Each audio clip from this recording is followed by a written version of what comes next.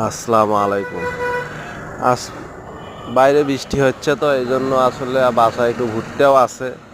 আল্লাহর রহমতে ভুট্টাগুলো খুলে নিয়ে ভেজে খাবো ইনশাআল্লাহ। আসলে ভুট্টাগুলো তো খাবোই, আল্লাহ তাআলা যে ভুট্টাটা যেভাবে বানাইছে, তো বিষয়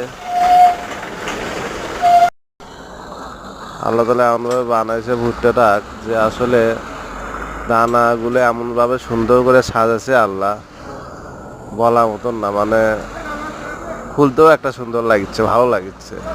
তো আল্লাহ তাআলার সৃষ্টির মধ্যে কতই না নিয়ামত, কতই রহমত।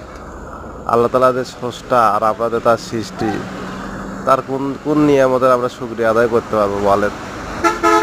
তো আল্লাহ তাআলা প্রতি কৃতজ্ঞতা থাকতেই হবে ইনশাআল্লাহ।